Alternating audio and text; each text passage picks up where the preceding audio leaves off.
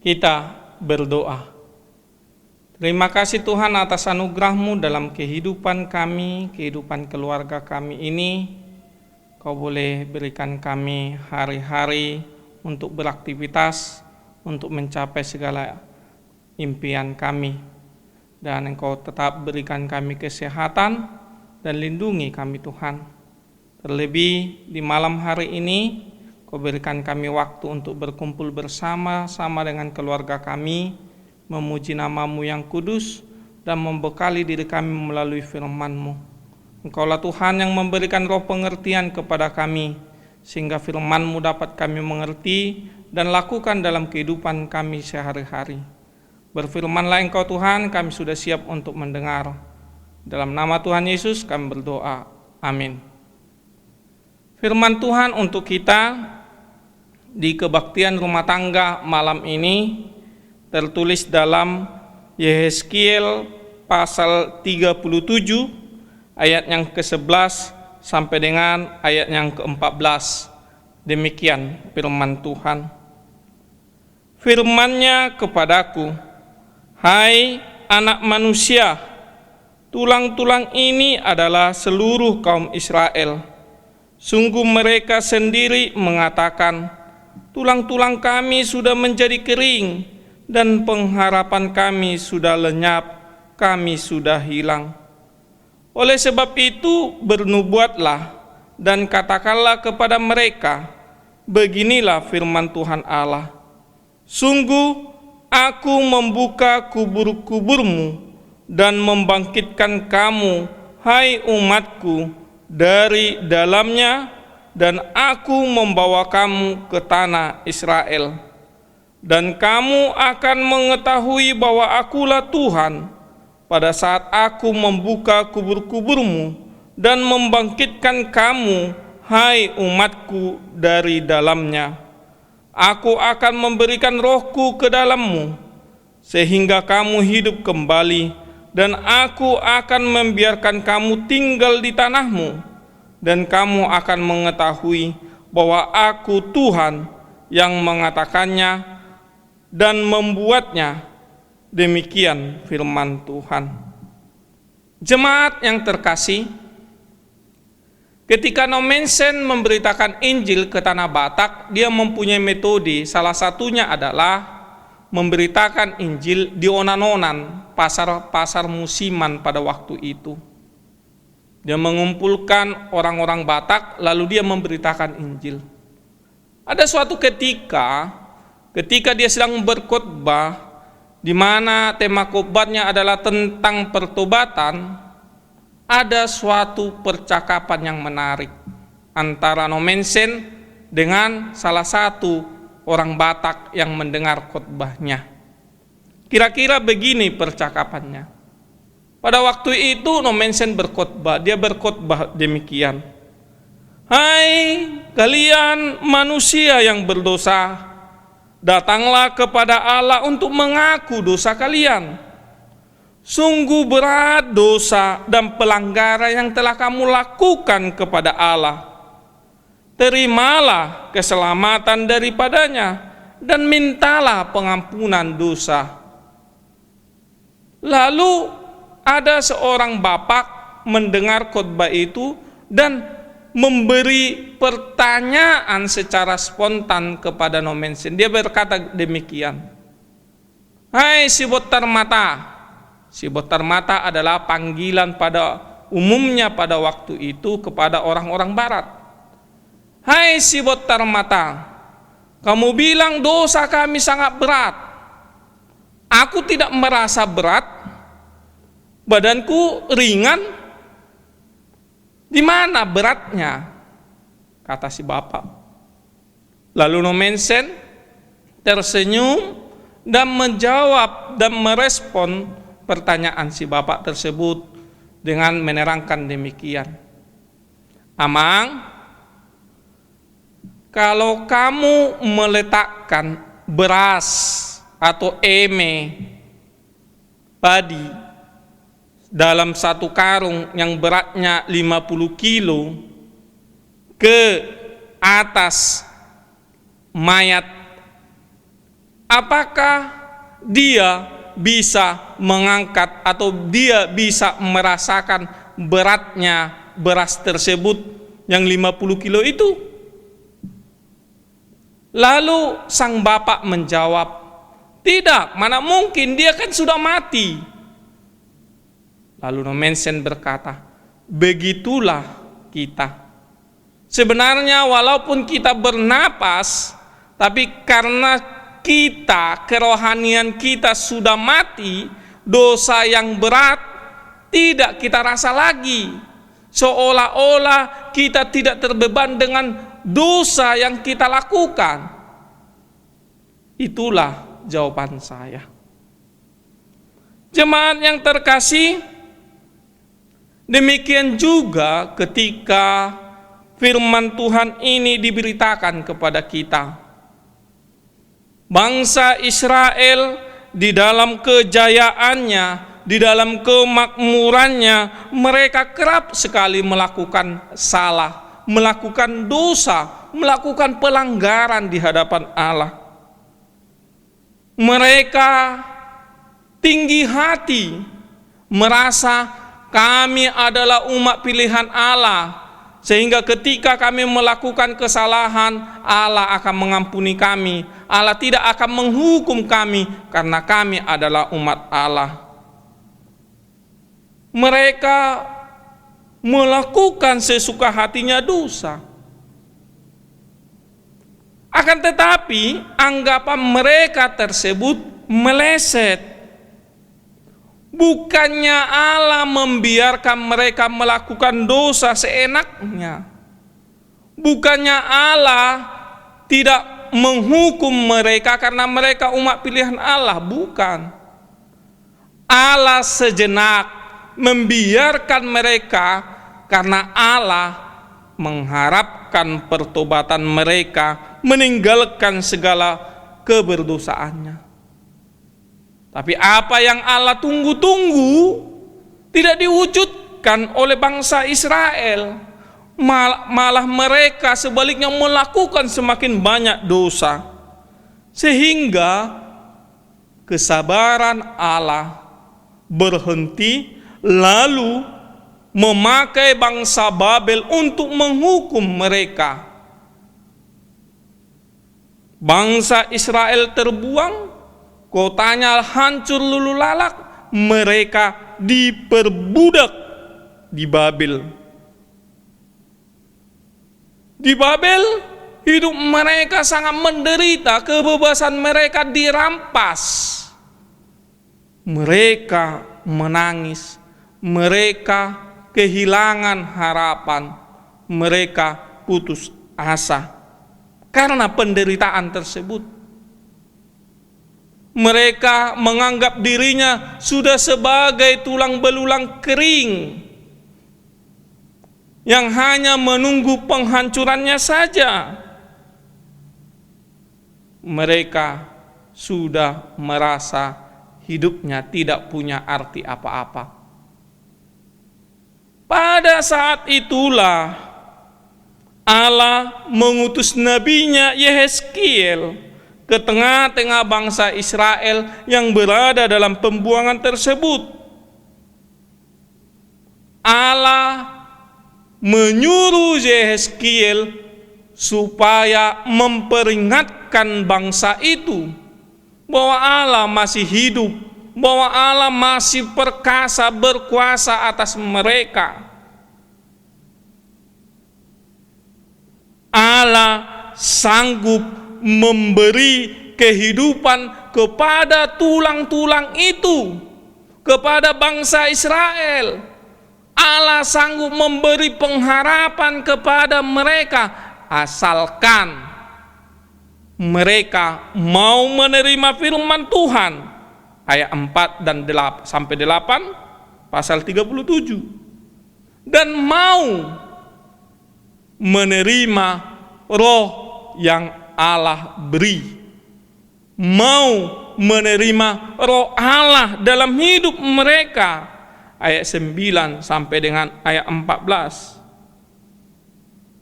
Ini yang diberitakan Yehezkiel kepada mereka, supaya yang tadinya mereka mati kembali hidup lagi.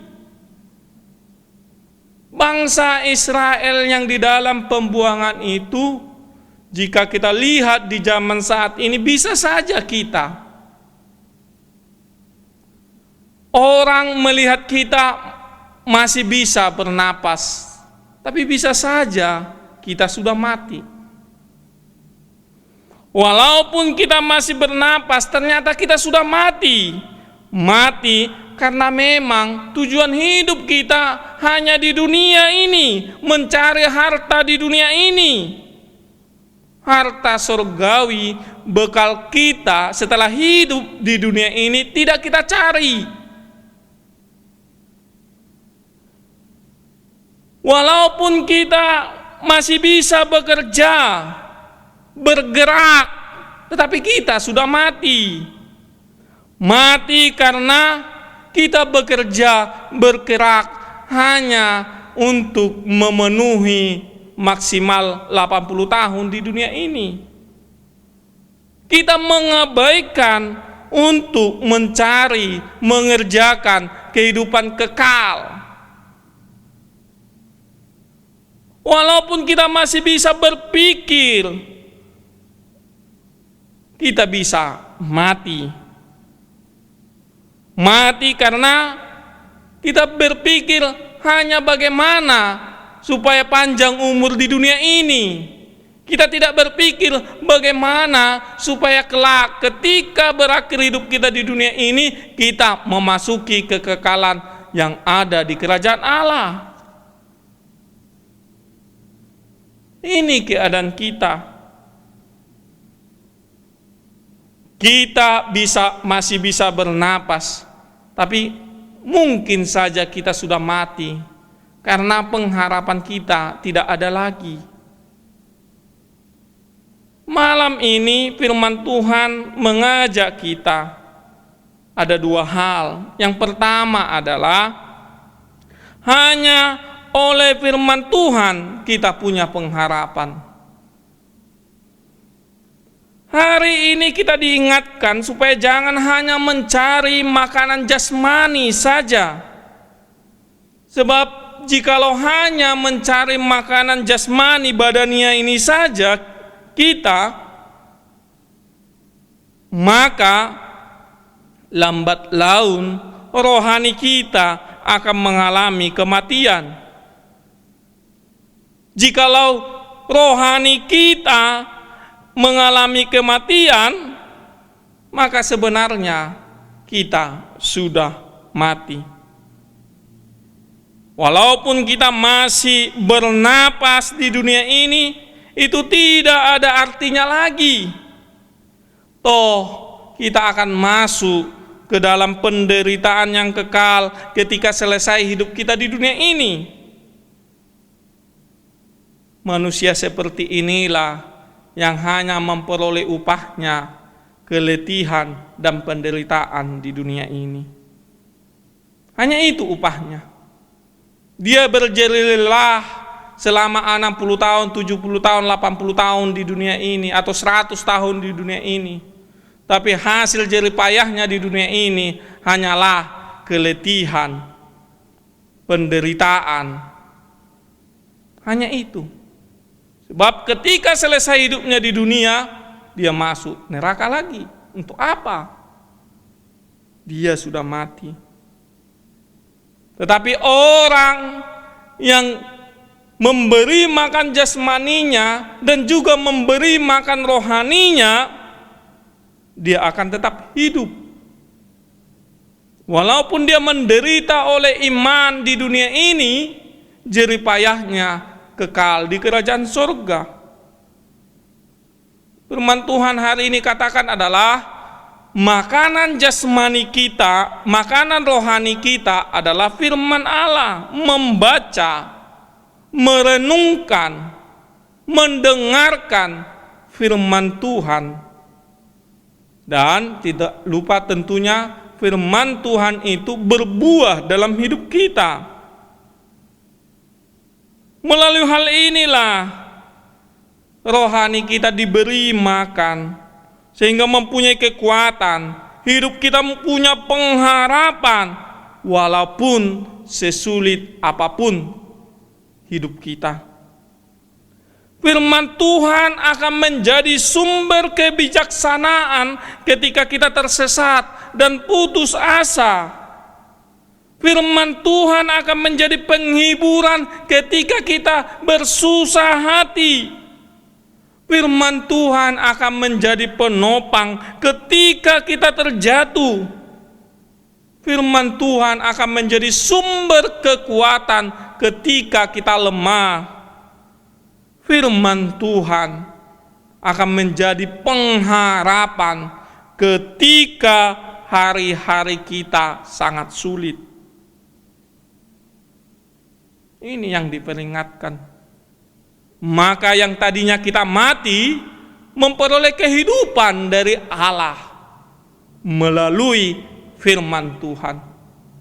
Yang kedua adalah hanya oleh karena curahan Roh Allah kita bisa bertahan. Kalau kita jujur, tidak ada yang bisa yang kita lakukan di dunia ini. Kita dimampukan Tuhan untuk melakukan apa yang perlu dalam hidup kita di dunia ini. Kita tidak bisa bertahan jikalau Roh Tuhan tidak mengingatkan, tidak menghibur kita dalam setiap kesesakan dan kesulitan hidup kita. Itu pasti. Alkitab pernah memberitakan sosok Saul. Ketika Saul sudah terbiasa melakukan pelanggaran kepada Tuhan, maka Roh Tuhan undur dari dirinya. Ketika Roh Tuhan undur dari dirinya, maka dia seperti orang gila. Dia seperti orang gila, brutal, kejam, acak-acakan, barbar. Makanya melalui dentingan musik dari Daud, maka Saul menjadi tenang. Itu diberitakan oleh firman Tuhan. Makanya pada zaman ini juga kita jika melihat orang yang lagi marah-marah, tidak terkontrol emosinya, seringkali kita nyeletuk berkata, dia sedang dihinggapi roh iblis. Memang benar, ketika Roh Allah diam di antara kita, diam di hati kita, segala perkataan, segala perbuatan, segala tindakan akan menghasilkan kebaikan. Tetapi jika kita tidak bisa mengontrol emosi, perilaku kita barbar, menyakiti, menghasut, bukan Roh Allah yang diam di antara kita. Makanya firman Tuhan hari ini katakan, undanglah Roh Allah diam di antara kita. Sehingga ketika pikiran kita kalut, sehingga ketika pikiran kita sedang kacau balau, Roh Tuhan menghibur kita. Roh Tuhan memberikan pengharapan kepada kita. Roh Tuhan meneguhkan, memberi kekuatan, menopang hidup kita. Sehingga perahu kehidupan kita walaupun dihempas oleh ombak kehidupan silih berganti, perahu kehidupan kita tetap teguh berlayar menuju tujuan yang kita hendak capai. Sebagaimana janji Yesus kepada murid-muridnya ketika dia naik ke surga. Yesus berkata, aku akan menyuruh penolong bagimu, penghibur bagimu. Yang dimaksud adalah Roh Tuhan. Inilah yang kita rayakan pada hari Pentakosta hari Minggu ini. Tercurahnya Roh Allah kepada kita. Tentu Roh Allah hanya berdiam bagi orang yang mau membuka diri. Tentu Roh Allah hanya mau berdiam bagi orang yang menyesali keberdosaannya. Tentu Roh Allah diam bagi orang yang percaya dan memohon kehadiran Allah dalam hidupnya. Maka orang-orang seperti ini akan bertahan dalam bahtera hidupnya. Dia akan sampai ke tujuan imannya sebagaimana yang sudah dijanjikan Allah bagi setiap orang percaya. Mohonlah kehadiran Roh Allah kepada kita sehingga kita punya pengharapan, sehingga kita dihiburkan dalam setiap suka maupun duka kita, dan Allah adalah penolong kita. Amin. Kita berdoa. Ya Allah Bapa kami, terima kasih firman-Mu hari ini mengajarkan kami supaya kami memberi makan rohani kami, yaitu firman Allah. Ajari kami Tuhan untuk selalu menghidupi firman-Mu melalui mendengarkan, merenungkan, membaca, dan membuahkan buah yang manis dalam hidup kami oleh karena iman kami Tuhan. Sehingga rohani kami semakin kuat, punya pengharapan atas hari-hari yang akan datang walaupun sulit hidup kami. Beserta Engkau kami dapat melewati segala persoalan, segala pergumulan hidup kami oleh karena anugerah, oleh karena kuasa daripada-Mu. Begitu juga Tuhan, hari ini kami diingatkan oleh firman-Mu supaya kami memohon curahan Roh-Mu dalam hidup kami. Kadang kami Tuhan selalu melakukan apa yang tidak Kamu kehendaki, tetapi hari ini kami diingatkan supaya kami mengundang Roh-Mu hadir dalam hidup kami, memberikan penghiburan, memperingatkan kami atas segala kehidupan kami, sehingga bahtera kehidupan kami tetap berjalan berlayar walaupun hantaman kehidupan silih berganti menghempas bahtera kehidupan kami Tuhan. Kami yakin dan percaya ketika Engkau menjadi jurumudi bahtera hidup kami, kami sampai kepada dermaga yang kami kehendaki seturut kehendak-Mu ya Allah Bapa kami. Diamlah Engkau bersama-sama kami manusia berdosa ini, manusia yang menyesali keberdosaan kami. Hiburkan kami Tuhan, kuatkan kami dari segala kelemahan kami. Begitu juga Tuhan, kami tidak lupa berdoa kepada anak-anak kami yang sedang melanjutkan jenjang pendidikan yang lebih tinggi. Berikan hikmat kebijaksanaan, berikan Tuhan hati yang mudah beradaptasi dengan kondisi, dengan situasi yang baru dalam hidupnya. Tidak lupa memuji nama-Mu, tidak lupa bersyukur, tidak lupa Tuhan terhadap pengorbanan dan kerja keras orang tuanya, sehingga anak-anak kami berbakti dengan belajar dengan baik, melakukan segala tugas dan tanggung jawabnya. Begitu juga Tuhan, kami berdoa kepada anak-anak kami yang di dalam tumbuh kembangnya, berkati Tuhan, jauhkan daripada segala penyakit, menjadi anak yang pintar, anak yang bijaksana. Kami berdoa Tuhan, dalam kehidupan kami, dalam situasi negara kami ini, tetap lindungi kami Tuhan, tetap berikan kesehatan kepada kami beraktivitas, tetap ajari kami untuk konsisten menjaga protokol kesehatan kami. Dan kami berdoa, cepat lelukan Tuhan penyakit yang mendera negara kami ini, sehingga kami bisa lebih bebas lagi beraktivitas, lebih bebas lagi mencari berkat yang telah Engkau sediakan bagi kami. Segala pekerjaan kami yang seturut kehendak-Mu Tuhan, menghasilkan buah yang baik dalam hidup kami, mendatangkan sukacita, mendatangkan damai sejahtera dalam keluarga kami Tuhan. Saudara-saudari kami yang terbaring di rumah sakit maupun di rumahnya, yang berjuang untuk memperoleh kesembuhan, Engkau Tuhan yang menjamah, Engkau Tuhan yang memberikan kesembuhan melalui obat, melalui makanan, melalui tangan-tangan medis. Boleh saudara-saudara kami ini beraktivitas seperti biasa beraktivitas dan dapat datang memuji dan memuliakan nama-Mu di hari-hari yang akan datang. Dengarlah doa kami, dalam nama anak-Mu Tuhan Yesus Kristus kami berdoa. Amin.